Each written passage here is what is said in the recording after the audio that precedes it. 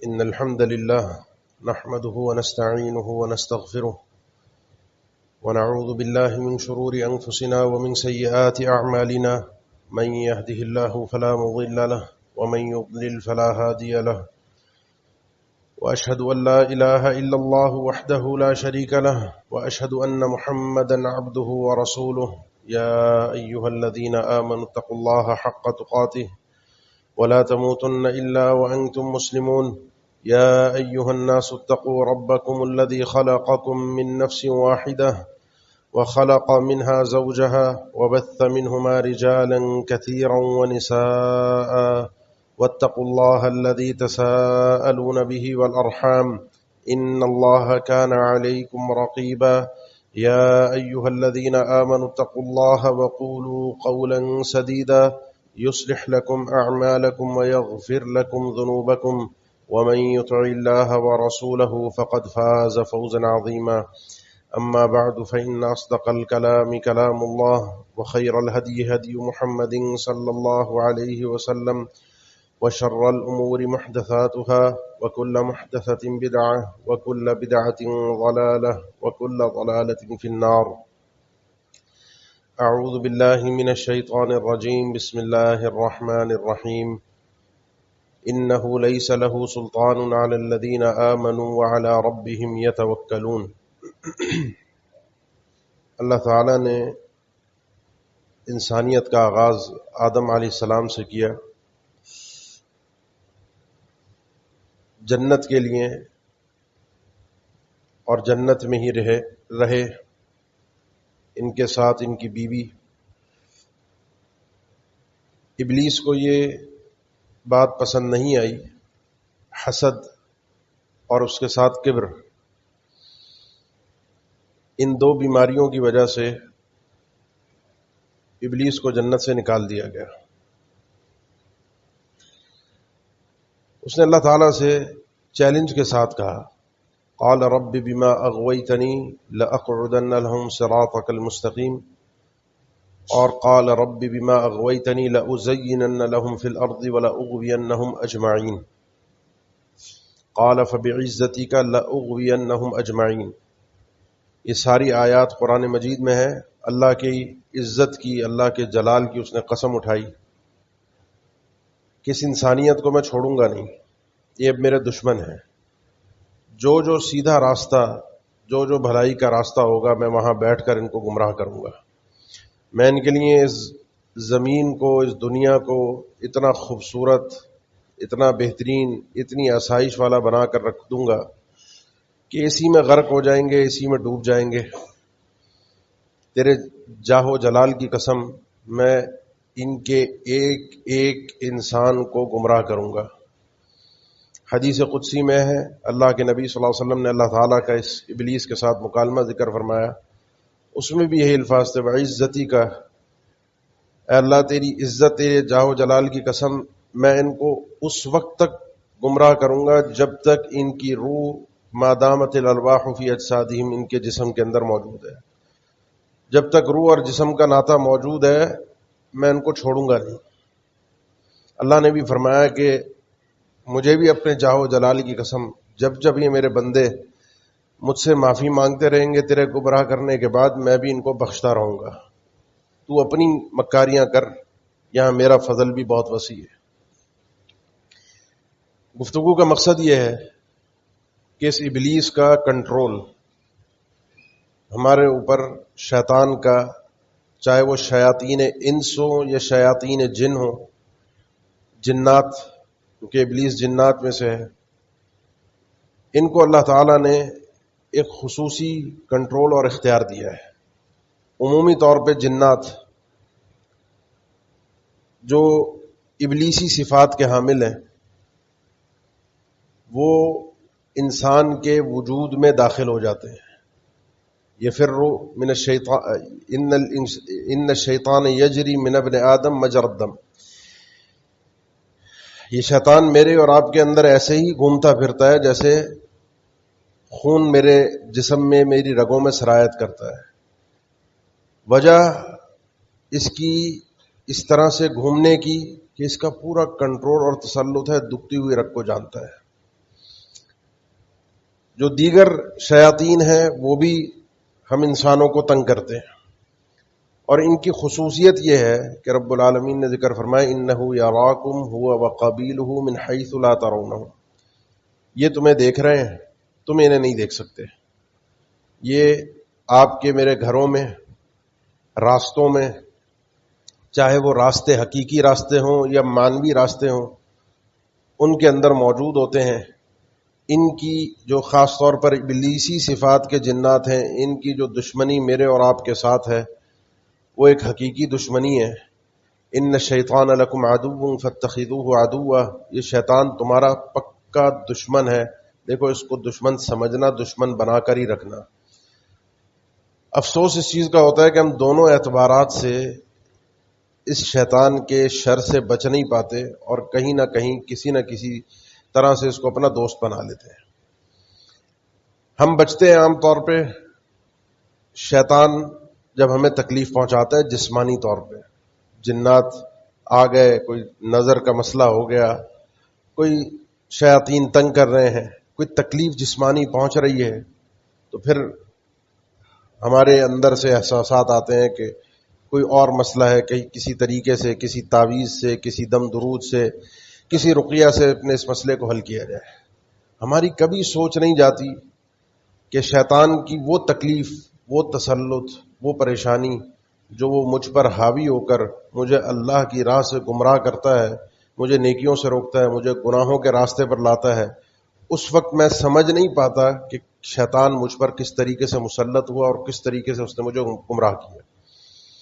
ان دونوں ضابطوں سے، دونوں زاویوں سے میں آپ سے کچھ باتیں عرض کرنا چاہتا ہوں کہ جسمانی طور پر بھی ابلیس سے ہم بچ سکیں، اس کے اعوان، اس کے جنود، اس کے ساتھی، اس کا لشکر، اور جو حقیقی اللہ کا راستہ ہے جس پر وہ بیٹھ کر گمراہ، اور اصل مقصد اس کا وہی ہے. وہ جسمانی تکلیف اس کا مقصد نہیں، وہ دیتا ہے، لیکن مقصد اس کا جسمانی تکلیف نہیں ہے. یہ اتنا مکار ہے، اتنا مکار ہے کہ جسمانی تکالیف پہنچا کر جب ہم کسی بدعتی اور شرکیہ دم درود اور اوراد و وظائف میں پڑھتے ہیں، وہاں سے پیچھے بھی ہٹتا ہے. 28 سال سے ایک شخص جو رقیہ کرتا ہے، جو لوگوں کے اوپر دم کرتا ہے، یہ اس نے اپنا تجربہ ذکر کیا کہ یہ میرے تجربے میں، مشاہدے میں بات آئی کہ کمبخت ایسا چال باز ہے، ایسا چال باز ہے کہ یہ شرکیہ اور بدعتی اور غیر اسلامی، جس میں غیر اللہ سے مدد مانگی گئی، ان دم درود کے اوپر فوراً پیچھے ہٹ جاتا ہے، فوراً اس آدمی کو آزاد کر دیتا ہے، تاکہ اس آدمی کا نظریہ، عقیدہ اس شرکیہ کلمات، ان بدعتی طریقوں کے اوپر مضبوط ہو جائے. اس کو آپ کے جسم کے اوپر تکلیف دینے سے کوئی مزہ نہیں آتا، اصل اس کو گمراہ کرنا ہے مجھے اور آپ کو آخرت سے. اس لیے ان چیزوں کو سمجھنا بہت ضروری ہے. شیطان سے، ابلیس سے بچنے کے لیے بہت سارے راستے اور طریقے اللہ کے نبی صلی اللہ علیہ وسلم نے ذکر فرمائے ہیں، لیکن سب سے مضبوط ترین چیز وہ یہ ہے کہ انسان اپنے رب پر بھروسہ کرنا سیکھے، اپنے رب پر اعتماد کرنا سیکھے. اسی ضمن میں اللہ تعالیٰ نے فرمایا کہ یہ جو ابلیس ہے، فقاتلوا اولیاء الشیطان ان کید الشیطان کان ضعیفا، یہ شیطان کی جو مکاریاں ہوتی ہیں، چالیں ہوتی ہیں، یہ بڑی کمزور ہوتی ہیں، یہ ٹکتا نہیں ہے. اللہ کے نبی صلی اللہ علیہ وسلم نے ایک شخص کو دیکھا کہ اس کو کچھ نقصان پہنچا، چوٹ لگی، تو اس نے شیطان کو برا بلا کہا، تعیس الشیطان، برباد ہو، ہلاک ہو یہ ابلیس شیطان، اس کی وجہ سے مجھے تکلیف پہنچی. آپ صلی اللہ علیہ وسلم نے فرمایا یہ کیا کہہ رہے ہو؟ ابلیس جب یہ جملے سنتا ہے تو تہاضم، وہ اپنے آپ کو اتنا پھولا بڑا سمجھتا ہے کہ وہ یہ کرنے پر قادر ہے کہ انسان کو تکلیف پہنچا سکے. جب کبھی اس طرح کی کوئی تکلیف پہنچے، کوئی ٹھوکر لگے، کوئی چوٹ لگے، تو اللہ کا نام لیا کرو، بسم اللہ پڑھا کرو، اس سے وہ مکھی کی مانند ذلیل و رسوا ہو کے بھاگ جاتا ہے.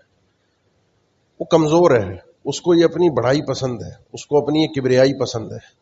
اس کی اس کمزوری کو، اس کی ان چالوں کو ہم اپنے اوپر حاوی کر کے ہم سمجھتے ہیں کہ وہ کوئی بہت طاقتور ہے اور میں کچھ نہیں کر سکتا. وہ آدمی جو اللہ کی حفاظت میں ہو، اس آدمی کا کوئی کچھ نہیں بگاڑ سکتا. یہ ابلیس کوئی چیز نہیں ہے اللہ کی حفاظت کے سامنے. اس لیے سب سے پہلی چیز اللہ پر ایمان. انہ لیس لہ سلطان علی الذین آمنوا وعلی ربہم یتوکلون. اس ابلیس کا کوئی زور نہیں چلتا، کچھ نہیں کر سکتا ان لوگوں کے خلاف کوئی اس کی سازش کامیاب نہیں ہوتی جو مومن ہو اور اپنے رب پر بھروسہ کرنے والا ہو. جس آدمی کا رب پر بھروسہ نہیں ہوتا نا، اس کے پاس سب سے بڑا مسئلہ یہ ہوتا ہے کہ وہ آدمی ٹینشن، ڈپریشن، انزائٹی، یہ مرض اپنے وجود پر حاوی کرتا ہے، اور یہ ابلیس کا سب سے بڑا ہتھیار ہے انسان کے وجود میں داخل ہونے کا. آپ کے اور میرے وجود میں تسلط پانے کا، کنٹرول کرنے کا اس کے پاس سب سے بڑا ہتھیار یہ ہے کہ میں پریشان رہوں. یہ حزن، ابن قیم اور بھی علماء نے لکھا ہے، یہ شیطان کا بہت بڑا ہتھیار ہے، انسان کا ٹینشن میں آ جانا، پریشان ہو جانا. اور جس آدمی کا یہ بھروسہ ہو کہ میرے اوپر اللہ ہے، وہ میرا مالک ہے، وہ مدبر ہے، وہی کائنات کا کنٹرول چلا رہا ہے. اس نے کہا ہے کہ اگر کوئی تمہیں فائدہ ساری کائنات مل کر پہنچانا چاہے اس وقت تک نہیں پہنچا سکتی جب تک رب کا حکم نہ ہو. کوئی نقصان پہنچانا چاہے اس وقت تک نہیں پہنچا سکتے جب تک رب کا حکم نہ ہو. اور یہ بات یاد رکھو، انما اصابک لم یکن لیخطئک، جو تمہیں تکلیف پہنچی ہے، جو فائدہ پہنچا ہے، وہ یہ نہیں تھا کہ نہ پہنچتا، وہ حکم الہی سے، تقدیر الہی سے تھا. اس لیے پہلی چیز یہ اپنے دل و دماغ میں اچھی طرح بٹھا لیں کہ اللہ کے حکم کے بغیر کچھ نہیں ہو سکتا، شیطان میرا کچھ نہیں بگاڑ سکتا، اور جو کچھ تکلیفیں پریشانیاں آتی ہیں میرا رب مجھے نکالنے والا ہے، انہیں سدھارنے والا ہے. اپنے رب پر اعتماد اور بھروسہ اور یقین. اسی کے ضمن میں نے درمیان میں بات کی حفاظت الہی، جس کی اللہ حفاظت کرتا ہے اس کا کوئی کچھ نہیں بگاڑ سکتا. اللہ کی حفاظت حاصل کرنے کے لیے انسان کو اللہ کی، اللہ کے دین کی، اللہ کے بندوں کی حفاظت کرنی پڑے گی. آپ صلی اللہ علیہ وسلم نے سیدنا ابن عباس سے فرمایا تھا، چھوٹے بچے تھے، احفظ اللہ یحفظک احفظ اللہ تجد تجاہک. اللہ کے دین کی، اس کے احکامات کی، اس کے دیکھنے کی، اس کی ایک ایک بات کی لاج رکھنا، حفاظت کرنا، اللہ تمہاری حفاظت کرے گا. اور جب جب تم اللہ کی حفاظت کرو گے ہمیشہ اللہ کو اپنے سامنے پاؤ گے. کسی تکلیف اور پریشانی میں تمہیں اکیلا نہیں چھوڑے گا. جو آدمی اللہ کی حفاظت میں ہوگا، کوئی آدمی، کوئی انسان، کوئی شیطان، کوئی ابلیس، کوئی جن اس کا کچھ نہیں بگاڑ سکتا. تکلیف دینے کے لیے آئے گا ضرور، بگاڑ کچھ نہیں سکتا. ابلیس آیا تھا پورے قریش کے ساتھ مل کر بدر کے میدان میں، اس نے پوری اپنی تدبیریں چالیں چلیں، ان کے ساتھ کھڑا رہا، لیکن جب اللہ کی مدد کو دیکھا اس نے تو وہاں سے بھاگ گیا. اور یہ کہہ کر بھاگا، سورہ انفال میں اللہ تعالیٰ نے ذکر فرمایا کہ انی اخاف اللہ، انی ارا ما لا ترون انی اخاف اللہ، میں وہ دیکھ رہا ہوں جو تم نہیں دیکھ پا رہے. اب اللہ کی جو مدد آ رہی ہے اس کا مقابلہ نہیں ہو سکتا. ان کو وہیں چھوڑ چھاڑ کے بھاگ گیا. مکار ہے، دھوکے باز ہے، ساتھ نہیں دے سکتا. اللہ کی مدد کے آگے اس کی کوئی حیثیت نہیں ہے. اس کے بعد یہ شیطان آپ پر، مجھ پر جو مسلط ہوتا ہے، نفسیاتی امراض، یہ ڈپریشن، اس کے ساتھ ساتھ جسمانی امراض بھی پھر لاحق ہوتے ہیں. پھر دلی امراض، حسد، کسی سے جلنا، بغض، کینہ، یہ وہ بیماریاں ہیں، یہ وہ مسائل ہیں جن کو ہم بعض اوقات محسوس نہیں کر پاتے. ان سے باہر نکلنا ہے.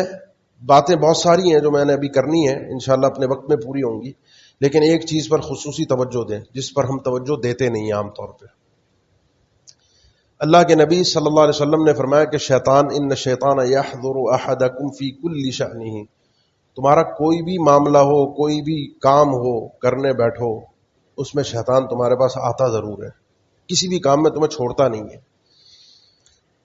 کھانا ہو، پینا ہو، بیٹھنا ہو، سونا ہو، نیند ہو، خواب ہو، یہ بھی تفصیل میں مختصراً ذکر کروں گا. ایک ایک چیز میں وہ آتا ہے، وہ رخنہ ڈالتا ہے، وہ کچھ نہ کچھ اپنا وسوسہ ڈالتا ہے، وہ کچھ نہ کچھ انسان کو غم زدہ، پریشان کرنے کی کوشش کرتا ہے کہ کسی طرح کسی لمحے اپنے رب سے دور تو ہو. آپ صلی اللہ علیہ وسلم نے فرمایا کہ حتیٰ کہ تمہارے کھانے میں آتا ہے تو کھانا کھاتے ہوئے فَإِذَا سَقَطَتْ لُقْمَةُ أَحَدِكُمْ، کسی سے کھانا کھاتے ہوئے کوئی لقمہ اگر نیچے گر گیا تو اس لقمے کو اٹھائے، فَلْيُمِتْ عَنْهُ الْأَذَىٰ، اس پر جو مٹی گندگی کہیں کوئی لگی ہے اس کو صاف کرے اور اسے کھا لے. وَلَا يَدَعَهَا لِلشَّيْطَانِ، اس کو شیطان کے لیے نہ چھوڑے. اب ہم دیکھتے ہیں جب لقمہ گرتا ہے نیچے اور ہم چھوڑ دیتے ہیں تو اس کو چیونٹیاں، دیگر کیڑے مکوڑے اگر ان کے کھانے کی چیز ہے تو وہ کھا جاتے ہیں. شیطان کا کھانا ہمیں نظر نہیں آتا. یہ شیطان کے کھانے سے مراد جو مقصود ہے وہ یہ ہے کہ یہ انسان کے اندر کی جو اکڑ ہے، یہ اس کا جو ایک بے اعتنائی ہے، ایک اس کی لاپرواہی ہے، ایک اس کا اپنے آپ کو فاخرانہ انداز میں کہ میں نیچے گری ہوئی چیز اٹھاؤں، اس کو صاف کروں، میرے پاس تو سینکڑوں کھانے، سینکڑوں چیزیں موجود ہیں، اور یہ چیز ہم اپنے بچوں کی تربیت میں بھی ڈال دیتے ہیں. کوئی چیز نیچے گر گئی، بیٹا چھوڑ دو، اور لے لیں گے، اور منگا لیتے ہیں، اور خرید لیتے ہیں، اور ڈال لیتے ہیں. کیوں؟ کیونکہ وہ گری ہوئی چیز اٹھا کر کھانا میری شان کے، میری عقل کے مجھے خلاف نظر آتی ہے. یہ جو مستی ہے، موج ہے، پیسے کا نشہ ہے، اور اپنے اندر ایک بڑا پن ہے، شیطان کے تسلط کا سب سے بڑے ذرائع میں سے ایک ذریعہ ہے. اللہ کے نبی صلی اللہ علیہ وسلم نے فرمایا، یہ جو حدیث آپ نے سنی، گرا ہوا لقمہ اٹھا کر انسان کھا لے، اس سے انسان کے اندر کا کبر، بڑا پن مرتا ہے، جس میں وہ اپنے آپ کو کچھ سمجھتا ہے. اور شیطان کے لیے نہ چھوڑنا، اس کا مطلب یہ ہے کہ اس کو ضائع نہیں کیا، اس نے اللہ کا نام لے کر اس نے بسم اللہ پڑھ کے کھا لیا.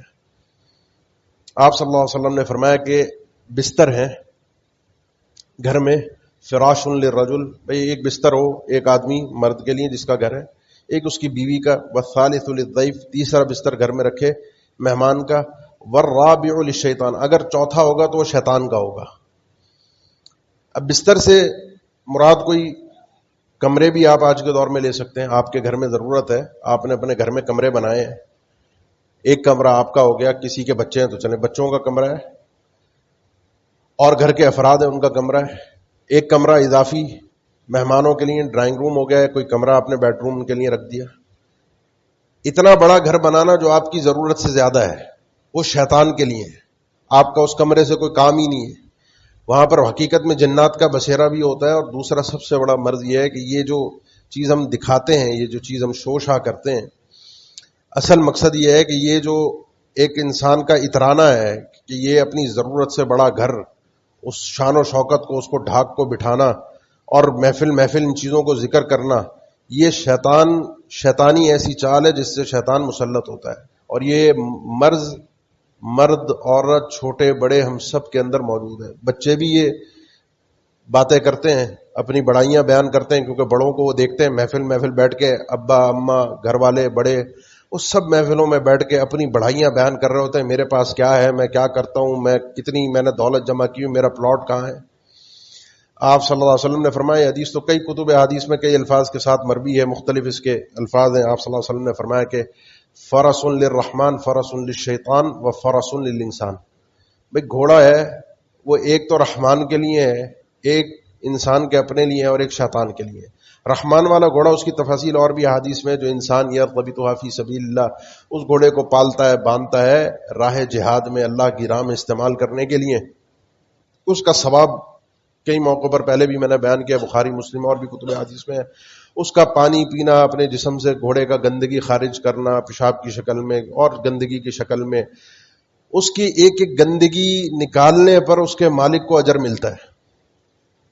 اس کے پانی پینے پر مالک، حدیث بخاری مسلم کی حدیث میں ہے کہ مالک اس کو پانی پلانا نہیں چاہتا تھا، پھر بھی اس گھوڑے نے پانی پی لیا کہیں سے خود سے، اس پر بھی اس کے مالک کو اجر ملے گا، کیونکہ اس نے پالا اس گھوڑے کو راہ الہی کے لیے.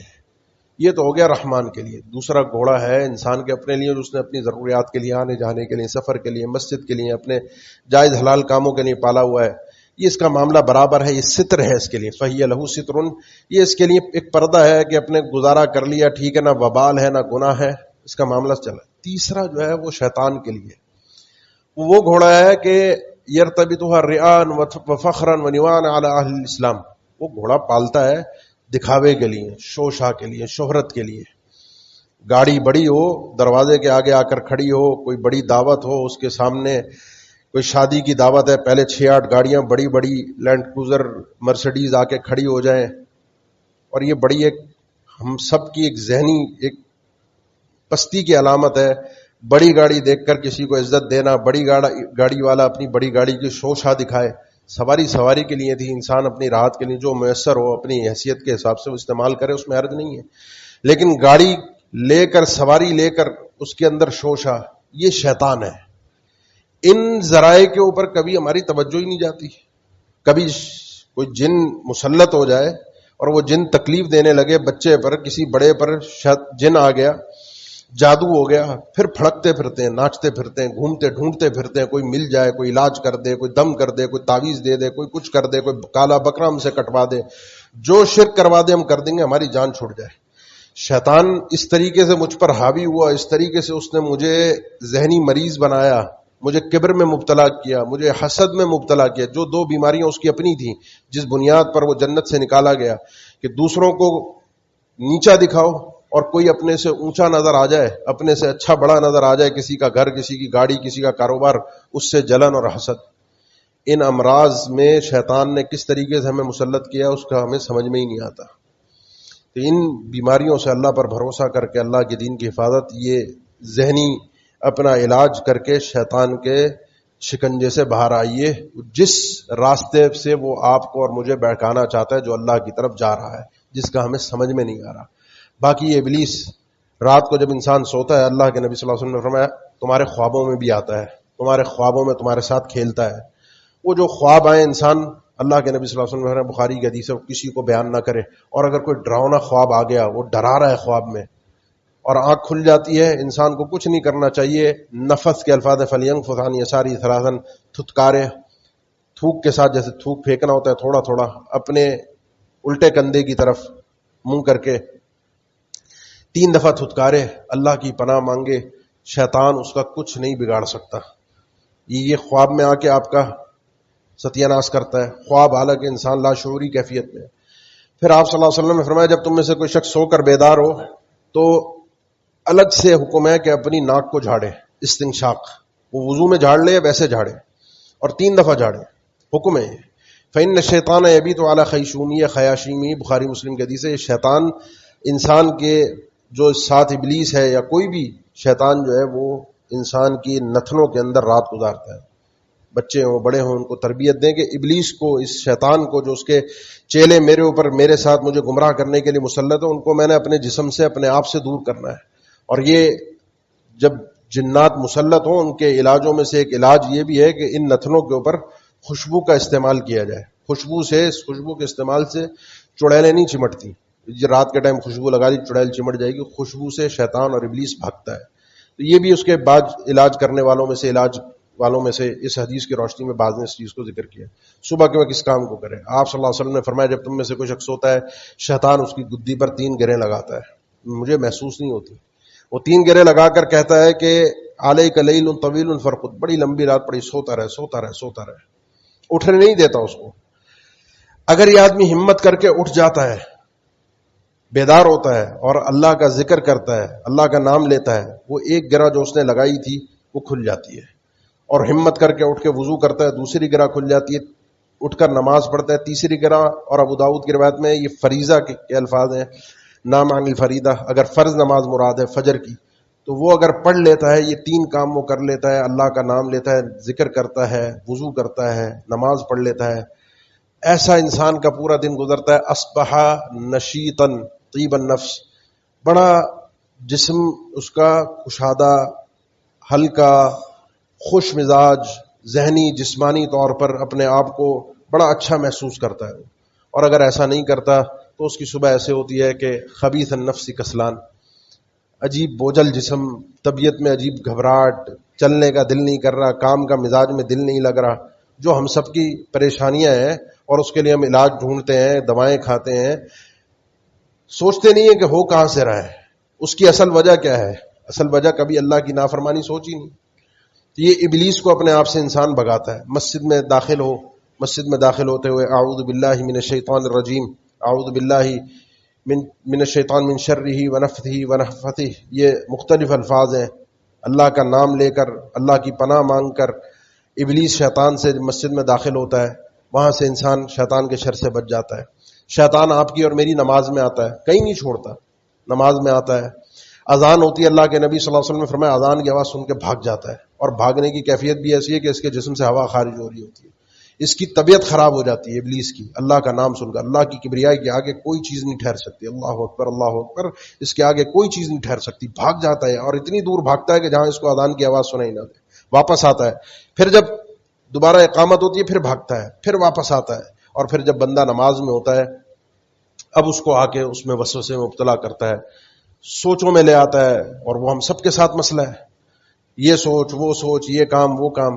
اب اس میں 2 حل ہیں، ایک تو آپ صلی اللہ علیہ وسلم نے فرمایا جب ابلیس آ کے وسوسے ڈالے تو اسی طرح تھتکار دے انسان اور 3 دفعہ اعوذ باللہ پڑھ لے، اور دوسرا مسئلہ یہ ہے جو با جماعت نماز میں اللہ کے نبی صلی اللہ علیہ وسلم نے فرمایا کہ اقیموا صفوفکم وتراصوا، اپنی صفوں کو سیدھا بھی کرو اور مل کے بالکل جڑ کر کھڑے ہو، مضبوط ہو کر، جو ہماری نئی نسلوں میں بچوں کو پتہ ہی نہیں ہے. اب پیر سے پیر مضبوطی کے ساتھ ملانا، ایڑیوں کے ساتھ. ہم یہ سمجھتے ہیں معمولی سنت ہے، چھوڑ دو، فلاں فرقے میں نہیں ہوتی ہے، فلاں مسجد میں ہم نماز پڑھتے ہیں وہاں نہیں ہوتی، عیب سمجھا جاتا ہے پیر ملا لیا تو.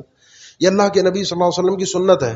فرمایا کہ میں ابلیس کو، شیطان کو دیکھتا ہوں کہ وہ تمہاری ان صفوں کے بیچ میں جو ایک خلا ہوتا ہے، کھلی ہوئی جگہ ہوتی ہے دو لوگوں کے درمیان، اس کے بیچ میں بکری کے سفید بچوں کی طرح، جیسے بکری کا سفید بچہ گھستا ہے، یہ ابلیس اس طریقے سے تمہاری صفوں کے بیچ میں داخل ہوتا ہے. یہ ابلیس تمہارے ان صفوں کے اندر داخل ہو کے دو کام کرتا ہے. ایک تو اس نماز کو برباد کرنے کی کوشش کرتا ہے، اور دوسرا آپ صلی اللہ علیہ وسلم کے فرمان ہے اپنی صفوں کو درست کر لو، ملا لو، اپنے قدموں کو مل کر جوڑ کر کھڑے ہو جاؤ، نہیں تو ایسا ہوگا کہ اللہ تعالیٰ تمہارے دلوں کے درمیان بھی اختلاف ڈال دے گا. یہ ہمارے دلوں میں جو دوسرے کے لیے نفرتیں، ایک دوسرے کے لیے دشمنیاں، ایک دوسرے کے لیے ترس آتا ہی نہیں، کسی کے لیے کسی کی ضرورت کو، کسی حاجت کو فوقیت دینا، کسی کو اپنے سے آگے سمجھنا، کسی کو اہمیت دے دینا، کسی سے آگے بڑھ کے مل لینا، سلام کر لینا، کسی سے درگزر کر دینا اس کی غلطی پر. دل میں ایک عجیب گھٹن ہے، نفرت ہے، چڑ ہے. وجوہات پہ غور نہیں کرتے. ان وجوہات میں ایک وجہ یہ ہے کہ یہاں ہم ملتے ہی نہیں، جو ملنے کی جگہ ہے وہاں نہیں مل پا رہے، تو جہاں نہ ملنا ہو وہاں کیسے مل پائیں گے. اس کے بعد پورا دن یہ آپ کے ساتھ مسلط رہتا ہے. آپ گھر سے نکلیں، بسم اللہ توکلت علی اللہ لا حول ولا قوت الا باللہ، آپ صلی اللہ علیہ وسلم نے فرمایا. جو بھی بچوں کو بھی بتائیں، عورتیں بھی مرد بھی، جو گھر سے نکلتے ہوئے پڑھ کے نکلتا ہے، اللہ کے نبی صلی اللہ علیہ وسلم نے فرمایا اس کو کہا جاتا ہے کفیت ووقیت وہدیت، بچا بھی لیا گیا، کفایت بھی کر دیا گیا، ہدایت بھی تجھے مل گئی. ایک روایت میں مسند احمد کی حسن درجے کی ہے کہ ایک فرشتہ اور ایک شیطان گھر کے باہر جھنڈے لے کر کھڑے ہوتے ہیں. انسان اگر اچھی نیت کے ساتھ گھر سے نکلتا ہے، اس کے پیچھے اللہ کا فرشتہ اس کے ساتھ ساتھ چلتا ہے اللہ کی طرف سے مدد کرنے کے لیے. اور اگر انسان کوئی بری نیت سے نکلتا ہے، کسی بھی گناہ کی نیت سے نکلتا ہے، اب ابلیس اس کا مددگار ہوتا ہے، اس کے ساتھ ساتھ چلتا ہے. اب آپ اپنی نیت کو درست کر کے گھر سے نکلی، اللہ پر بھروسہ کر کے اس دعا کو پڑھ کے شیطان سے بچیں. گھر میں داخل ہوتے ہوئے بسم اللہ پڑھ کے گھر میں داخل ہو. ابلیس تمہارے ساتھ داخل، شیطان جو تمہارے ساتھ مسلط ہے وہ داخل نہیں ہو سکتا. نہ اس کو مبیت ملے گی، اور کھانا کھاتے ہوئے بسم اللہ پڑھ لیا، نہ اس کو رات کو کھانا ملے گا. وہ شریک نہیں ہو سکتا. بلکہ بسم اللہ نہ پڑھنا کھانے میں، اس کے لیے تو مختلف اور بھی احادیث ہیں کہ شیطان کس طریقے سے بسم اللہ پڑھے بغیر کھانے والے پر مسلط ہوتا ہے، اس کے کھانے کے اندر شریک ہوتا ہے. بچوں کو سکھائیے بسم اللہ پڑھنا، ایک طرح کا فرض بنا لیجئے کھانے کے اوپر بسم اللہ پڑھنا، تاکہ یہ ابلیس، یہ شیطان، یہ جنات کسی بھی ذریعے سے مجھ پر داخل نہ ہو سکے، مجھ پر مسلط نہ ہو سکے. آپ کے میرے راستوں میں آنے جانے میں یہ مسلط ہوتے ہیں. اسی طریقے سے یہ ابلیس یا اس کے اعوان، یہ جنات، جیسے ہی مغرب کا وقت ہوتا ہے اس وقت یہ پھیلتے ہیں. بخاری مسلم میں کئی ایک حدیث ہیں، آپ صلی اللہ علیہ وسلم نے فرمایا کفوا صبیانکم، میں جو تمہارے چھوٹے بچے ہیں ان کو مغرب کے وقت گھر میں روک لیا کرو، حتی یذهب فوات العشاء، یہ جو رات کا ابتدائی آغاز کا اندھیرا ہے یہ دور ہو جائے، پھر بچوں کو جانے دو. یہ وہ وقت ہے کہ ان الشیطان ینتشر حینئذ، اس وقت یہ ابلیس پھیلتا ہے پوری زمین کے اوپر، یہ پھیل رہے ہوتے ہیں اور نقصان پہنچاتے ہیں خاص طور پر بچوں کو. اور کئی ایک میرے اپنے ذاتی مشاہدے میں ہے، کچھ بچوں کے ساتھ اس قسم کے مسائل ہوئے کہ وہ تکلیف میں مبتلا ہیں، روتے ہیں، چڑچڑا مزاج ہے. اور ان کی جب تحقیق میں نے سوالات کیے تو پتہ چلا کہ مغرب کے وقت وہ اپنے گھروں سے باہر باغیچوں میں، کھیل کے میدانوں میں، پارکس کے اندر کھیل رہے تھے، اور وہاں اسی دن سے ان کے ساتھ یہ مسائل شروع ہوئے. اپنے بچوں کو اس وقت روک لو، شیطان اس وقت پھیلتا ہے اور بچوں کو بڑی تکلیف دیتا ہے. رات کے وقت اپنے گھر کا دروازہ بسم اللہ پڑھ کر بند کرو. جس گھر کا دروازہ اللہ کا نام لے کر بند کیا جائے ابلیس اس کو کھول نہیں سکتا. اپنے قرب کو، اوقو قربکم، یہ جو تمہارے پانی پینے کے مٹکے ہیں، کولر ہیں، کوئی بھی چیز ہے، ان کو ڈھانپ کر رکھا کرو. رات کے وقت خاص طور پہ اگر آپ اپنے کمرے میں پانی رکھتے ہیں پینے کے لیے، وہ ڈھانک کر رکھیے، کھلا ہوا پانی نہ ہو، گلاس کھلا ہوا چھوڑا ہوا. اسی طریقے سے اپنے خمروا آنیاتکم، جتنے بھی برتن ہیں ان کو ڈھانپ دو اور اللہ کا نام لے کر واذکروا اسم اللہ، بسم اللہ پڑھ کر ڈھانپو. ان کو بند کر دو. کوئی چیز کسی برتن کو بند کرنے کے نہ ملے تو چھوٹی سی کوئی لکڑی کا آڑا کر کے ٹکڑا وہ بھی رکھ دو گے، وہ بھی اللہ، اس شیطان سے اللہ کی مدد تمہیں حاصل ہو جائے گی. یہ رات کے وقت جتنے سراج تمہارے لائٹس جو اس دور میں دیے ہوتے تھے، آگ کے چولہے، کوئی بھی اس طرح کی چیز ہے رات کے وقت ان کو بند کر کے سویا کرو. یہ کمبخت اگر بچوں کو تکلیف پہنچا کر آپ کو نہیں کرتا، دوسری روایت میں الفاظ ہیں یہ کمبخت آتا ہے پھر چوہے کے پاس. ابلیس، سنن نبی داؤد کی حدیث ہے، چوہے کے پاس آتا ہے اور چوہے کو وہ راہ دکھاتا ہے کہ کس طریقے سے جائے وہ اس آگ تک، اس دیے تک، اور اس کو کس طریقے سے وہ گرائے جس سے پورے گھر میں آگ لگ جائے. یہ آگ حصی طور پر بھی لگاتا ہے، یہ آگ مانوی طور پر بھی لگاتا ہے. اپنے بچوں کو دم بھی کیا کریں نظر بد سے. اللہ کے نبی صلی اللہ علیہ وسلم نے وہ دم بتایا جو ابراہیم علیہ السلام اپنے دونوں بچوں کو کیا کرتے، اسماعیل اور اسحاق علیہ السلام کو. آپ صلی اللہ علیہ وسلم نے اپنے دونوں نواسوں کو حسن اور حسین رضی اللہ تعالیٰ عنہما کو کیا. اعیذکما بکلمات اللہ التامہ من کل شیطان وہامہ من کل عین لامہ. صبح اور شام کے اذکار، اعوذ بکلمات اللہ التامات من شر ما خلق، بسم اللہ الذی لا یضر مع اسمہ شیء فی الارض ولا فی السماء وهو السمیع العلیم. 3 دفعہ پڑھنا، کوئی چیز انسان کو تکلیف نہیں پہنچا سکتی. صبح اور شام 3 دفعہ آخری تینوں قل پڑھنا. رات کے وقت آیت الکرسی پڑھنا. ابو ہریرہ رضی اللہ تعالیٰ عنہ کی جو مشہور حدیث ہے، یہ خود کمبخت سکھا کر گیا تھا. اللہ کے نبی صلی اللہ علیہ وسلم نے فرمایا کہ ہے تو جھوٹا، بات سچی کہہ گیا کہ جس آدمی نے رات کے وقت سوتے ہوئے آیت الکرسی پڑھ لی، اس کے ساتھ اللہ کی طرف سے ایک حافظ، حفاظت کرنے والا آ جائے گا اور شیطان اس کے پاس پوری رات قریب نہیں آ سکتا. رات کے وقت آخری 2 آیتیں سورہ بقرہ کی، آمن الرسول بما انزل الیہ من ربہ والمؤمنون، شیطان سے کفایت، ابلیس سے کفایت کر جاتی ہیں. یہ اپنی ذات کی حفاظت کے لیے، اپنے بچوں کی حفاظت کے لیے، اپنے گھر کی حفاظت کے لیے یہ اوراد و وظائف ہے. اور حقیقی چیز کے جس مقصد کے لیے شیطان نے دشمنی پالی ہے وہ ہے جنت سے نکلوانا. یا بنی آدم لا یفتننکم الشیطان، اے بنی آدم تمہیں شیطان اس طریقے سے فتنے میں مبتلا نہ کر دے جس طریقے سے اس نے تمہارے ماں باپ کو جنت سے نکلوایا تھا. کما اخرج ابویکم من الجنہ. اس کا اصل مقصد ہمیں جنت سے محروم کرنا ہے. اس چیز پر فوکس کیجیے گا کہ شیطان مجھ پر کسی بھی انداز سے اس طرح مسلط نہ ہو کہ میں جنت کے راستے سے بہک جاؤں. اقول قولی ھذا واستغفر اللہ لی ولکم واخر دعوانا الحمد للہ رب العالمین.